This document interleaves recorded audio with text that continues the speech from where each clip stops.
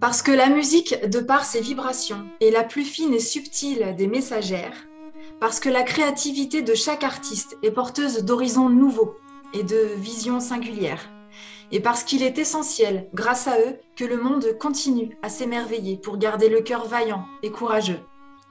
Découvrez qui sont les artistes, les artisans, les créateurs et agissants qui œuvrent avec au cœur les valeurs de cette nouvelle ère, transportant avec eux l'harmonie qu'ils installent en priorité à l'intérieur.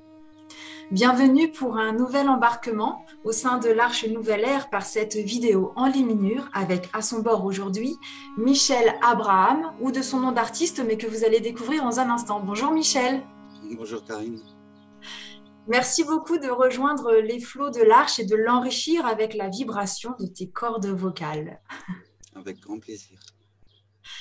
Alors, Michel, dis-nous un petit peu quel est ton domaine d'exploration, où nous emmènes-tu avec ton art et quel est le nom d'artiste aussi, parce que je viens de l'évoquer, donc on a envie de l'entendre.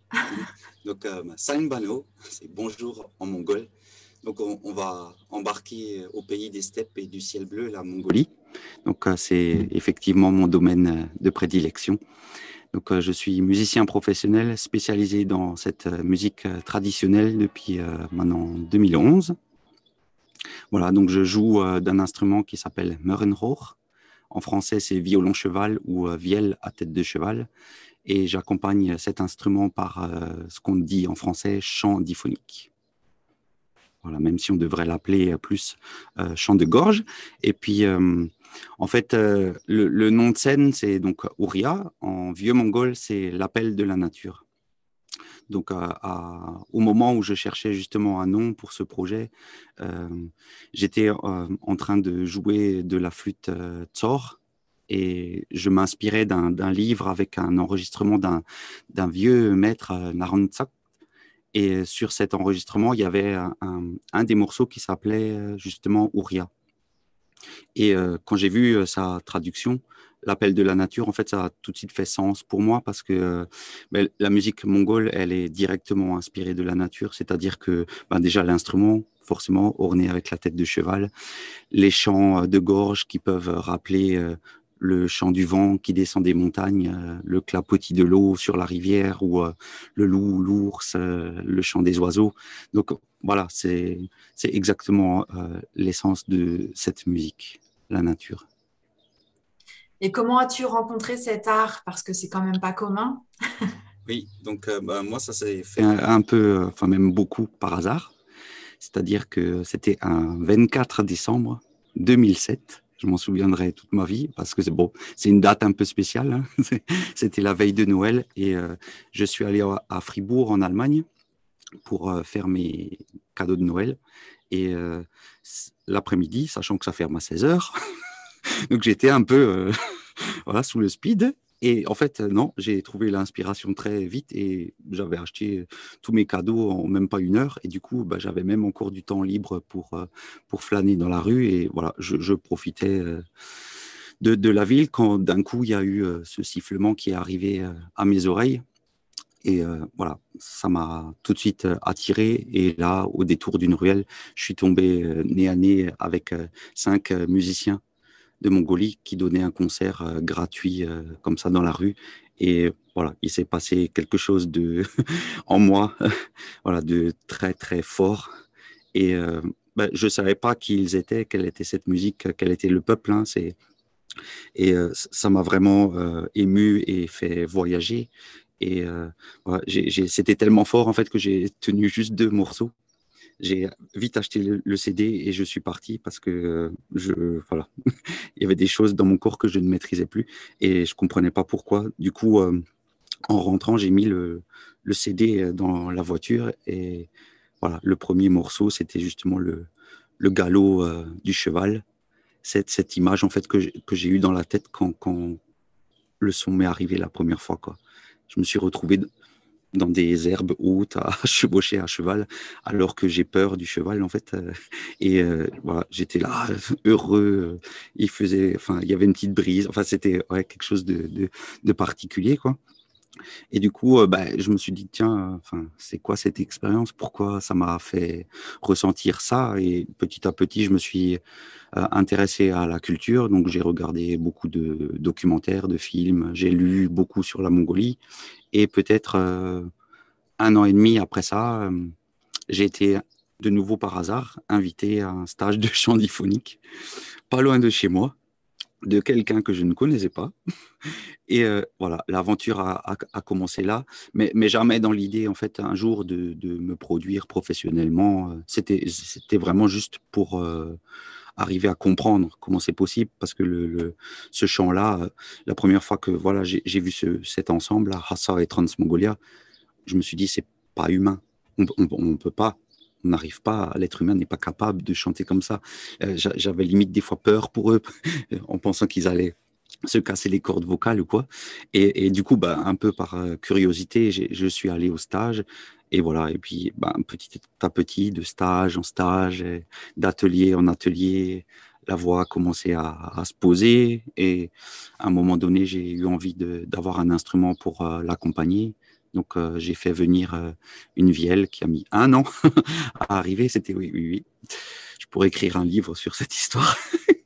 Elle est passée, enfin, elle était bloquée en Russie. Après, elle est partie aux États-Unis. Enfin, il y a un jour, un facteur a sonné et puis il me présente un carton. Moi, je pensais même plus pouvoir l'avoir un jour. Et c'était elle, quoi. Quand j'ai ouvert le carton, j'ai vu la tête de cheval. Et j'ai dit, oh. Voilà. Et donc après, j'ai commencé à apprendre aussi les instruments. Et un jour, voilà, l'envie m'a pris de vouloir transmettre cette passion et cette culture si riche. Alors, à la suite de ces fameux hasards qui ne semblent ne pas en être, hein, finalement, qu'est-ce que ça a fait vibrer en toi? Qu'est-ce que tu as senti lorsque tu as fait ces premières notes avec ta gorge déjà et avec les instruments ensuite? Qu'est-ce que ça a produit chez toi? Parce que c'est ce que j'imagine, c'est ce que ça produit aussi chez les êtres qui écoutent cette musique. Oui. Donc, en fait, souvent les gens me disent, ah, vous faites du yoga ou de la méditation ou des choses comme ça. Je dis non, non, non, non, moi, je fais de la musique. Et en fait, le fait de travailler ce chant, c'est un peu pour moi comme une relaxation, en fait. Donc, une fois avoir à passer 1 heure, 2 heures à répéter, à chanter, à jouer les instruments, ça provoque un état de bien-être euh, voilà, flagrant, quoi. Est-ce que tu l'expliques comment ça, ce que ça produit là? Je pense que déjà, en tant que chanteur, ça demande à se connaître davantage. Voilà, et j'ai beaucoup appris sur moi. Voilà, pareil, je pourrais aussi écrire un livre là-dessus. Parce que voilà, c'est passé par plein d'étapes. À un moment donné, je me suis fait très mal parce que je le faisais mal. Donc, 6 mois de rééducation de la voix, phoniatre et tout ça. Mais en même temps, c'était un cadeau parce que ça m'a appris que on chante pas comme ça. C'est que, comme le sport, il faut s'échauffer, qu'il faut apprendre à se respecter, à respecter sa capacité pulmonaire et à mieux comprendre en fait toutes les parties qui interagissent quand on fait cette technique qui est vraiment particulière, quoi. C'est très initiatique, hein, donc Oui, ton oui, cheminement. Hmm. oui. Et en même temps, ça m'a permis aussi de revoir un peu, entre guillemets, mon hygiène de vie. Parce que, voilà, quand on travaille sur la voix, il faut faire attention. Voilà, faut pas, enfin, même s'il y en a qui le font, mais faut pas fumer, faut pas boire beaucoup d'alcool, faut faire attention à son alimentation, qu'elle soit pas trop acidifiante, parce que sinon ça perturbe les cordes vocales. Enfin voilà, il y a tout un travail derrière qui est important pour arriver à avoir une voix fluide et puissante, quoi. Et quels retours te sont faits des personnes qui assistent à tes concerts? Oh, ça serait plutôt à elle de dire, mais voilà, les gens sont émus, bouleversés. Ben voilà, il y en a même qui, comme cette première rencontre que moi j'ai faite avec cette musique, qui viennent vers moi, voilà, en pleurant, en disant mais qu'est-ce qui se passe? Je comprends pas pourquoi ça me fait cet effet. Donc moi j'ai dit, ben voilà, bienvenue en Mongolie. C'est voilà, je pense que c'est pas que la musique, c'est tout ce qu'il y a derrière aussi, cette vision de la vie, le nomadisme, le respect de la terre, des humains, voilà, des esprits, enfin, voilà. Et tout ça est véhiculé forcément par les techniques vocales et les instruments. Est-ce que tu peux dire que ça fait partie de ton leitmotiv quotidien? Est-ce que ça fait partie de ce que tu as envie de véhiculer, de transmettre aussi, tout ce qu'il y a derrière justement ce dont tu parles là? Oui, oui. Après, bon, moi, je l'évoque pas pendant mes concerts. Pour moi, c'est voilà, je donne un spectacle.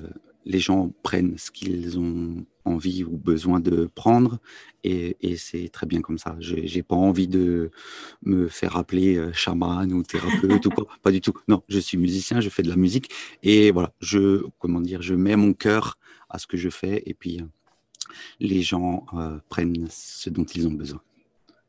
Et alors, le cœur du musicien que tu es, quel est son leitmotiv alors pour le coup, à toi personnellement? Donc moi, pourquoi je fais ça? Ouais. Ben voilà, je suis un ambassadeur de cette culture, et du coup, je le prends réellement à cœur, à donner le meilleur de moi-même et montrer euh, une, la plus belle image qui soit de ce pays, de ce peuple, et de tous les gens qui m'ont transmis et permis de faire ça aussi, quoi. Donc, ben, souvent, pendant les concerts, voilà, je suis en pensée vers des lieux en Mongolie ou vers des gens, en fait. Hmm. Et Michel, donc quand je parle de d'Arche Nouvelle Ère, quel sens ça éveille pour toi? Est-ce qu'il y a une notion de nouveauté, ou est-ce que moi, comme je l'entends, tu perçois le sens de non-temporalité, c'est-à-dire que ce sont des valeurs ancestrales qui sont à l'intérieur de nous et dans beaucoup d'entre nous, et pour longtemps pour certains, mais qui émergent aujourd'hui davantage et qui demandent à être encore plus visibles pour accompagner les cœurs et les consciences. Oui, c'est exactement ça. Et aujourd'hui, je pense qu'on est vraiment dans un temps de transition où ben, voilà, de plus en plus de gens se rendent compte qu'on ne peut plus continuer comme on a fait, et qu'il faut revenir vers de vraies valeurs qu'on, souvent en Occident, on a perdues. Et c'est vrai que tous ceux qui sont partis en voyage en Mongolie raconteront la même histoire. Et comme d'autres pays, bien sûr, hein, en Afrique, en Amérique du Sud, en Asie, dans sa généralité. Mais voilà, la Mongolie, c'est une terre d'accueil, d'hospitalité, euh, une terre, un peuple qui respecte la nature, c'est-à-dire que voilà, ce sont des éleveurs. Alors bien sûr, ils vont sacrifier des animaux, mais c'est pour survivre tout simplement. Et ils le font dans un respect mais total, quoi. Je me rappelle la première fois voilà, que j'étais dans une famille et qu'ils voulaient nous faire plaisir en sacrifiant une chèvre. Ben, le père de famille, à un moment donné, est parti. Il est allé voir le troupeau. Il a parlé à une chèvre. Il l'a ramenée vers la yourte. Il l'a posée à terre.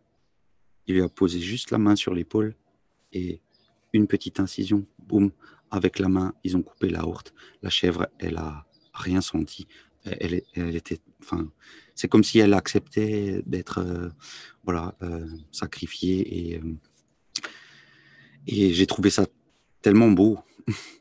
Et pareil, ben, c'était en septembre, donc c'était un temps où les bergers font les transhumances. Et j'ai aidé une famille comme ça sur la route, rencontrée complètement par hasard. J'ai aidé une famille à démonter la yourte, et on a passé un certain temps ensemble, et voilà, ils ont montré, ben, tu vois là, on repart, mais c'est comme si on n'avait pas été là. Ça veut dire qu'ils n'ont absolument pas abîmé la terre. Au contraire, ils vont partir avant que justement de laisser une empreinte, pour que la prochaine fois, eux ou une autre famille vont s'installer à cet endroit-là. Il y aura de nouveau suffisamment d'herbe pour le bétail et tout ça. Et pareil, quand voilà, le climat est assez rude, c'est-à-dire qu'on passe rapidement de moments ensoleillés à de la pluie, à du vent, des fois tout de suite la neige qui vient, même très tôt en septembre. Et du coup, les distances sont aussi autres, c'est-à-dire que ben voilà, des fois vous allez rouler pendant 10 kilomètres et vous verrez personne. Et d'un coup, boum, il y aura de nouveau une yourte. Et hop, un peu longtemps plus tard, de nouveau une yourte. Donc, et dans cet espace, ben, vous êtes obligé d'être solidaire et hospitalier. Et du coup, ben, en Mongolie, on fera déjà la porte, enfin, on fera pas la porte pour entrer. C'est-à-dire, on s'annonce longtemps avant parce que souvent ils ont des chiens bergers qui un peu protègent l'environnement autour de la yourte. Donc il faut juste dire oh. Ils disent aux chiens c'est bon et là ben, vous rentrez direct. Et donc il y a tout un rituel un peu. Là, faut passer sur la gauche, faut enjamber le palier de la porte avec le pied droit. Bref, et une fois que vous êtes installé, tout de suite on vous donne à boire. On vous demande si vous avez faim, on vous demande si vous voulez vous reposer. Enfin, voilà, et des gens qui, des fois, ben, des familles qui ont rien, quoi. Et on vous offre le gîte, le repas, la nuitée. Enfin, aujourd'hui, aujourd'hui ici, vous sonnez à une porte, on vous ouvre même pas. Voilà, on a vraiment perdu tout ça. Et je pense que oui, l'humanité irait bien mieux si on retrouvait ces valeurs-là. Ouais, merci, merci. Oui, effectivement, on a beaucoup à réapprendre, à réintégrer ces valeurs essentielles. Et merci, c'est bon de les entendre partagées de cette manière-là. Alors, on arrive en cette fin de navigation ensemble et vous découvrirez en fin de vidéo un petit extrait, mais l'invitation, c'est vraiment d'aller rencontrer davantage les résonances, les sons et sentir les pas que l'on peut poser sur les hauts plateaux de Mongolie en se plongeant plus personnellement dans ton univers, Michel. Et merci pour le voyage dans lequel tu nous invites. Merci d'accompagner nos émotions à venir à la rencontre de ta musique. J'ai dit merci en mongol. Bairtla. Est-ce que tu veux bien le redire? Bairtla. Merci, merci Michel, merci beaucoup Merci à toi, d'avoir Corinne. accordé ce temps. Merci à chacun de vous de partager joyeusement ces vidéos et de contribuer à la manifestation concrète d'un monde plus conscient. À bientôt de tout cœur, ensemble. Bairte.